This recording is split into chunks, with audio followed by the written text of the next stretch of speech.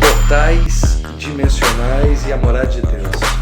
Oi pessoal, mais um videozinho para nos tirar da caixinha, para nos tirar de um sistema que às vezes quer nos aprisionar demais, para olharmos com outros olhos coisas mais profundas do que estamos vivendo, do que está acontecendo e do que virá a acontecer. Eu quero continuar fechando esse quebra-cabeça desde os vídeos que a gente vem falando sobre eletricidade, vem falando sobre a água, vem falando sobre física quântica, e portais dimensionais vai ser mais um passo para a gente fechar esse quebra-cabeça interessante de conhecimentos e informações. Fica comigo, eu sei que tem muita coisa para acontecer, não sai desse videozinho e presta atenção no que nós vamos falar. Presta atenção, existem grandes homens na palavra de Deus que não sofreram o dano da morte, que passaram por essa vida de forma fantástica e não sofreram o dano da morte. Da morte como nós conhecemos, da morte física. Eles foram transcendentados ou levados para uma outra dimensão fantástica. Moisés, Elias, Enoque sofreram coisas fantásticas, e outros que viveram nessa terra e que foram e viram coisas inefáveis aos homens. E por que isso? O que a Bíblia nos remete com relação a isso? A portais dimensionais. E aonde é a morada de Deus? Vamos tentar entender um pouquinho sobre isso. No Salmos 24, versículo 7, vai falar bem assim: levantai-vos, ó portas, vossas cabeças, levantai-vos, ó entradas eternas, e entrará o Rei da Glória. Entradas eternas, não é uma só entrada, tem várias entradas dimensionais, portas dimensionais. Em Gênesis capítulo 28, versículo 12, tem um sonho fantástico que Jacó teve, onde ele pega uma pedra, faz de travesseiro, em um determinado centro geográfico, ele coloca a sua cabeça e ali ele tem um sonho, e esse sonho ele vê uma escada que está apoiada na terra e leva ao topo dos céus, no plural, e os anjos de Deus subiam e desciam, mensageiros, guerreiros, subiam e desciam. Olha que coisa fantástica. Aonde fica este portal? Aonde especificamente Jacó teve esse sonho? Olha que coisa interessante, Jacó teve esse sonho naquilo que é chamado hoje de Betel. Porém, antes de ser chamado Betel, era chamado Ai. E ali especificamente Jacó foi mudado o seu nome. Ele lutou com Deus, o texto bíblico vai dizer, e ali foi mudado o seu nome, que era Jacó, se tornou Israel, nação santa. Ali começa alguma coisa muito fantástica naquele ponto. E essa cidade de Betel, antes era chamada de Ai. E quem é Ai? Em Josué, capítulo 7, vai falar sobre essa cidade. Essa cidade é a segunda cidade que foi conquistada por Josué. Ele conquistou Jericó de forma tremenda, as muralhas caíram, e a segunda cidade que tem um ponto específico, que houve uma problemática de um dos seus capitães que roubou, afanou, quebrou princípios. Quero dizer que para morar na cidade santa, na cidade de Deus, você não pode quebrar princípios, você tem que seguir à risca princípios e valores de Deus. Mantém-se no princípio que tudo vai dar certo. E Ai significa luz, ou seja, cidade da luz. Olha que coisa fantástica, que hoje é Betel, que está a aproximadamente 20 quilômetros de Jerusalém. Essa distância é muito pontual, porque eu quero entrar em pontos específicos sobre essa distância. E o ponto é as linhas de lei e linhas telúricas. Pastor, o que seria isso? O que seriam essas linhas de lei e linhas telúricas? Presta atenção, olha aí umas fotinhos e nós vamos explicar o que seriam linhas de leis e linhas telúricas. Platão desenvolveu um modelo matemático que foi chamado de sólidos de Platão. Este modelo depois foi aperfeiçoado pelos pitagóricos, ou seja, os seguidores de Pitágoras, o matemático. E acabaram aplicando esses conceitos matemáticos na atmosfera terrestre e descobriram as linhas que eles denominaram linhas de lei. Alguns dizem linhas espaciais. São linhas de energia que circulam o globo terrestre, juntamente com as linhas telúricas, que são linhas de energias subterrâneas. Olha as fotos aí, vamos passar a foto para você compreender mais o que nós estamos falando. Essas linhas, elas têm finalidades específicas. Essas linhas, nós podemos compará-las com o princípio utilizado pela acupuntura.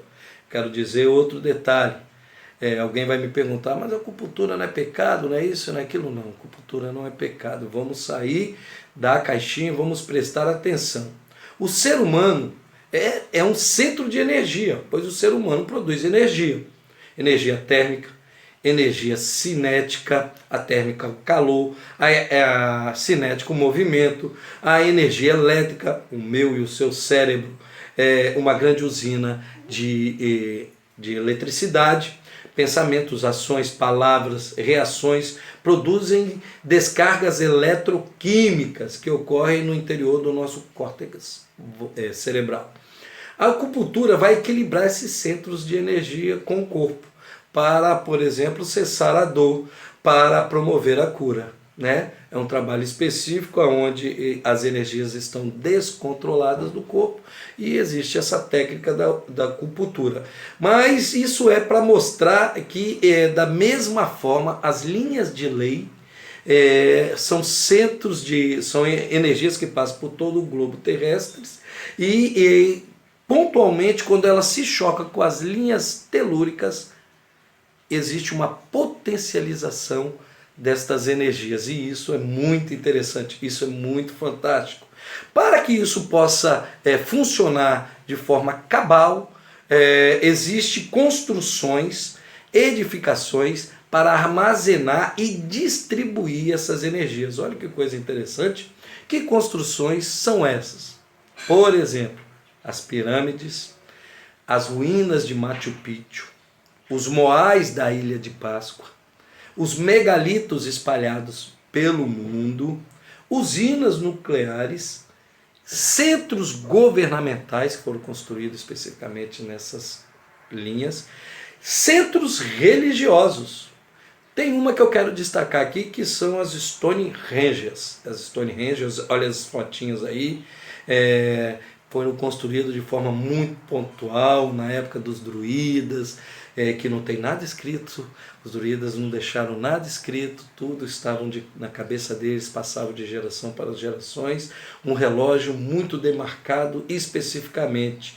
E eles trabalham em datas específicas, como data de lua cheia, que trabalha com efeito de maré, lua vermelha, lua azul, no solstício e no equinócio, ou seja, datas específicas, em momentos específicos, com construções específicas, gerando um campo eletromagnético, e estes são ativados especificamente. O que seria um solstício, por exemplo? Solstício é um acontecimento astronômico que significa o início do verão ou o início do inverno. É a incidência do Sol com uma maior intensidade em momentos específicos, em locais específicos, ou distanciamento do Sol. E o que seria, por exemplo, o equinócio? É o período do ano em que o Sol, em seu movimento próprio aparente, corta o Equador, fazendo com que o dia e a noite tenham a mesma duração. É uma data muito específica. Portanto, as linhas de leis, elas então ocorrem em centros geodésicos. E o que seriam centros geodésicos? O centro geodésico é uma demarcação, uma localidade, onde você faz o seu perímetro e ali no centro você fixa ele como o ponto central de funcionabilidade das coisas. Por exemplo, São Paulo, o centro geodésico de São Paulo é a Praça da Sé. O centro geodésico do Brasil está localizado em Palmas, no Tocantins. Olha a fotinha aí. O centro geodésico da América do Sul está em Cuiabá, de toda a América do Sul. Centro, ponto específico também. Olha a foto, olha que foto interessante. E no Espírito Santo? No Espírito Santo nós temos dois centros geodésicos. Olha que coisa interessante. Um, por causa da rota imperial, que saía de Salvador, passava por Minas Gerais e vinha pelo Espírito Santo. Esse centro geodésico, olha onde fica, em frente ao Palácio Anchieta. Ali é o centro geodésico do Espírito Santo. A rota imperial cortava 14 municípios capixaba e 17 mineiros. Olha a fotinha, olha que coisa interessante. E o Centro Geodésico de Vitória, olha que coisa fantástica. O Centro Geodésico de Vitória fica localizado na porta da Catedral Metropolitana de Vitória. Olha só que coisa fantástica, na porta da Catedral. Olha a fotinha aí. Ele é demarcado por uma chapinha de ferro fixada na superfície de concreto. E são gravadas as informações relativas à latitude, longitude, à altitude do determinado local.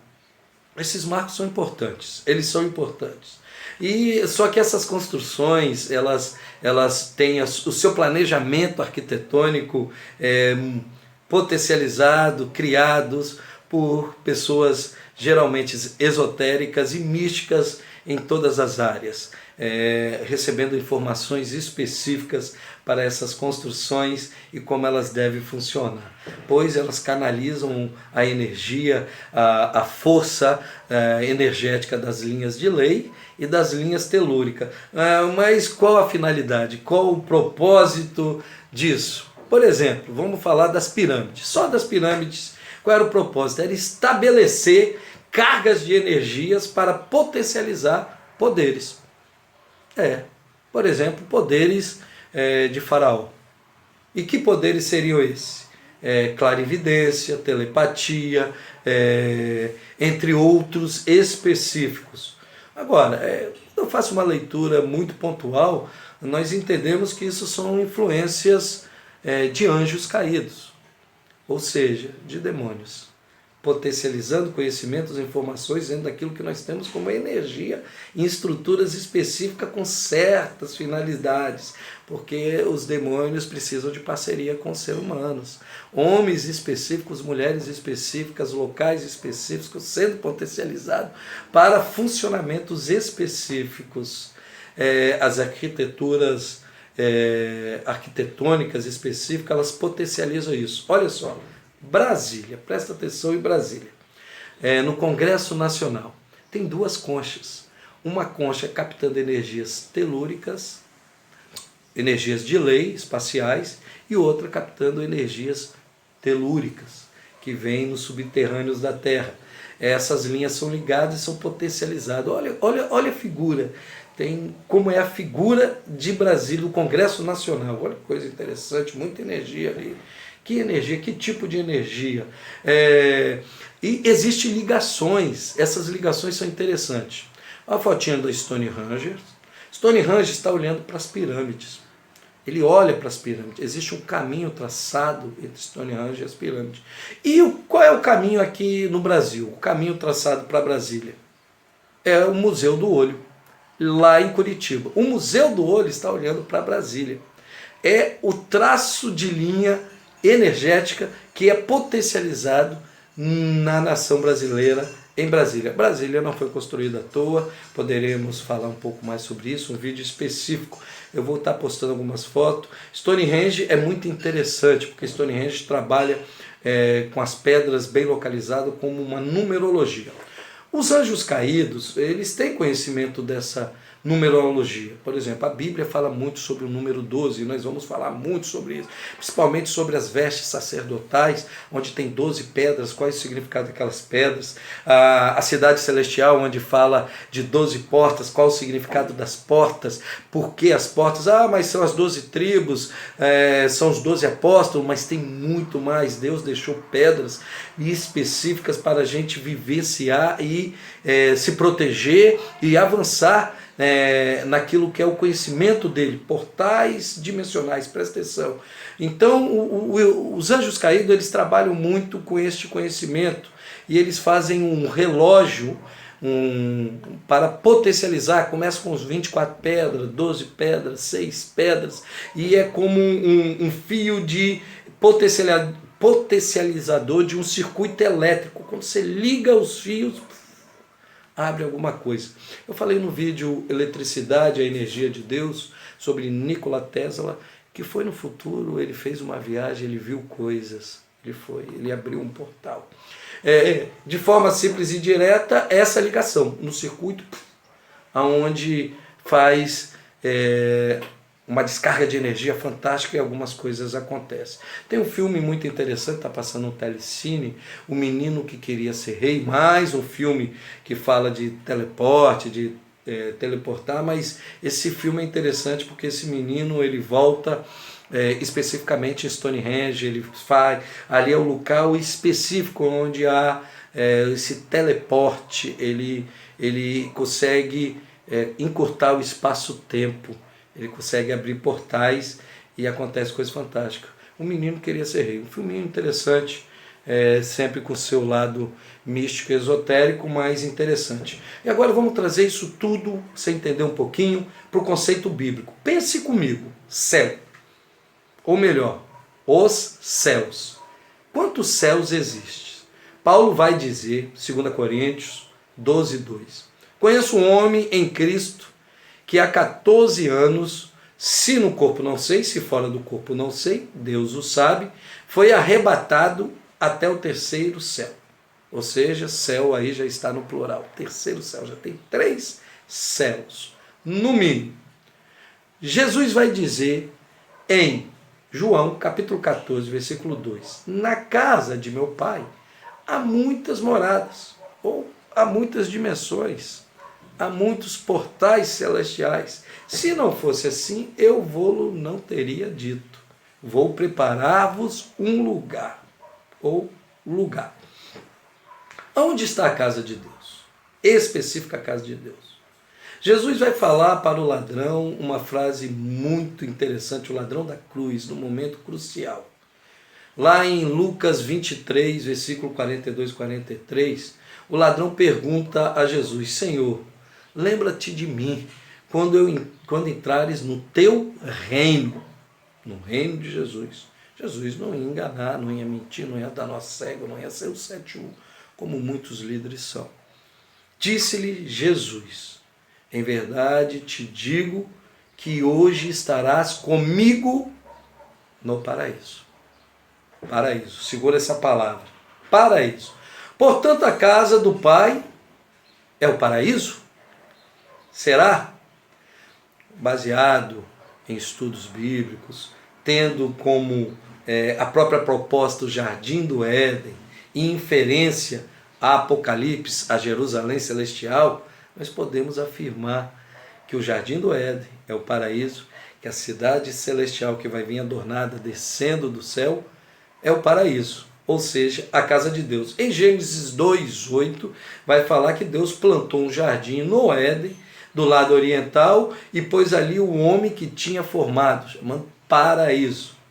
Mais à frente, já no, esse é o alfa, já no ômega, em Apocalipse 21, versículo 1 e 2, o texto diz, então vi um novo céu e uma nova terra, um céu específico, um novo céu específico, uma nova dimensão de céu, e uma nova terra específica, pois o primeiro céu e a primeira terra tinham se passado, o mar já não existia, e vi uma cidade santa, a Nova Jerusalém, que descia do céu da parte de Deus, preparada como uma noiva adornada para o seu marido, para aquele que conquistou todas as coisas. Sabe quem conquistou todas as coisas no céu, na terra, no inferno, nas dimensões? Jesus Cristo. Apocalipse 21, versículo 1 e 2. E aí eu quero começar a juntar as coisas.